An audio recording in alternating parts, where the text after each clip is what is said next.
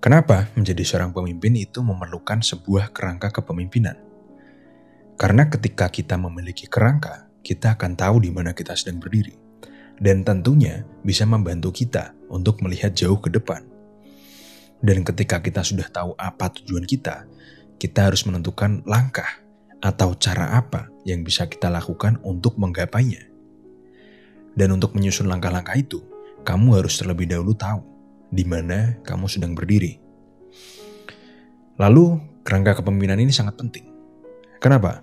Karena terkadang kita harus menjelaskan tujuan yang harus kita capai dan benefit apa yang akan kita dapatkan setelah tujuan itu tercapai.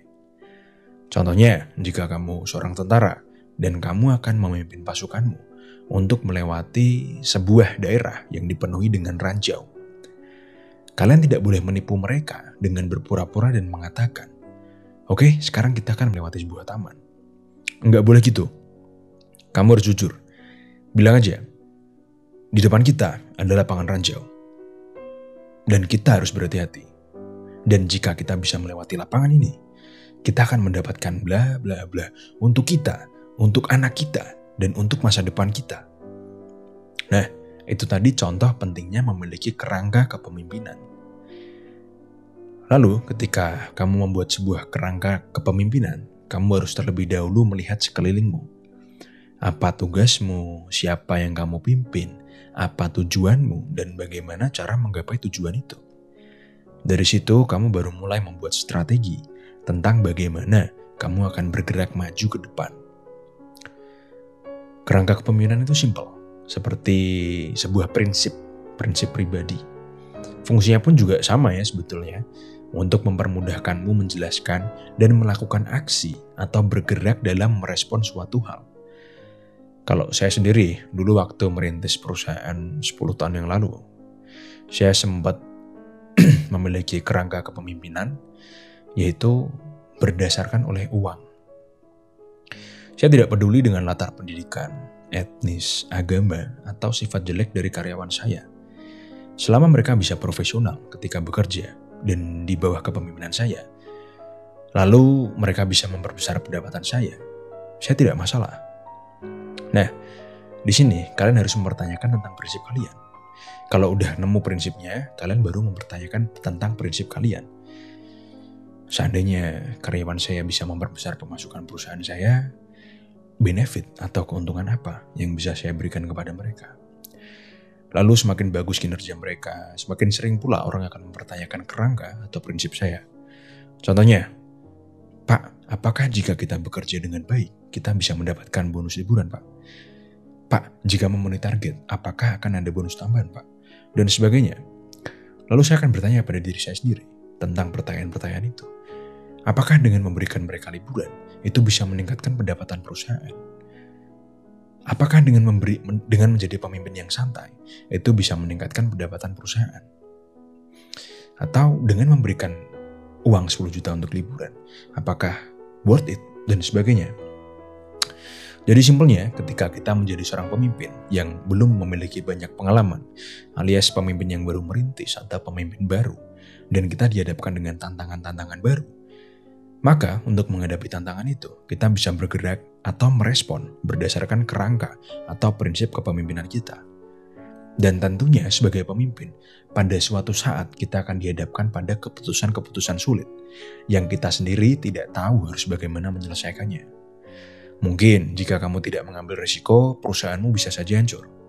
Atau jika kamu tidak mengambil risiko dan memilih untuk cuek aja, maka bisa jadi gak lama lagi perusahaanmu akan bangkrut. Atau sesegera mungkin kamu mengambil kebijakan dan keputusan yang memungkinkan untukmu bisa memitigasi dampak dari permasalahan yang sedang kamu hadapi.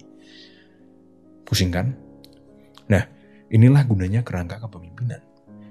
Ketika kita ini pemula, kita ini baru mencoba, kita baru sedikit pengalaman, dan kita dibingungkan oleh sesuatu, kita bisa merespon permasalahan itu berdasarkan dari kerangka kepemimpinan kita. Kalau dari awal pandanganmu udah jelas, yaitu untuk memajukan perusahaanmu, maka buatlah keputusan-keputusan yang sekiranya memajukan perusahaanmu.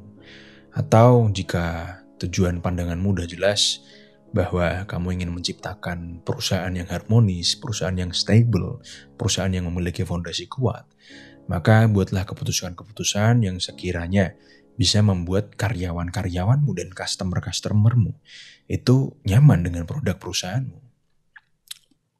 Oke, nah ini yang menjadi pertanyaan kalian. Lalu bagaimana cara kita membuat kerangka kepemimpinan?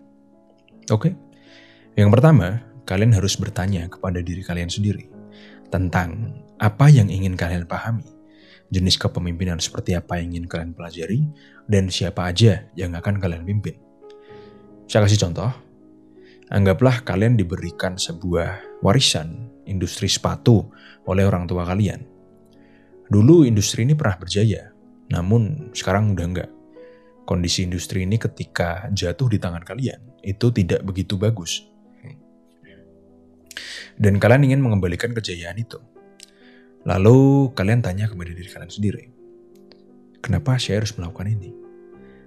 Karena ini adalah warisan dan amanah dari orang tua. Dan saya juga yakin bahwa di tangan saya, industri ini bisa kembali berjaya. Atau mungkin alasan yang simple aja. Seperti, ya saya cuma ingin meneruskan apa yang dimulai orang tua saya. Dan saya berani gamble bahwa di tangan saya, industri ini akan sukses. Setelah kalian mengetahui di mana kalian berada, di mana kalian berdiri, dan apa yang ada di depan kalian, lalu ketika kalian bertemu dengan investor atau orang yang tertarik dengan bisnismu atau mungkin bawahan-bawahanmu, kalian bisa katakan, saya di bisnis sepatu karena saya percaya di dunia sekarang yang penuh ketidakpastian dan diiringi dengan perkembangan teknologi yang masif, saya percaya bahwa kita bisa memasarkan produk kita hingga abroad ke luar negeri.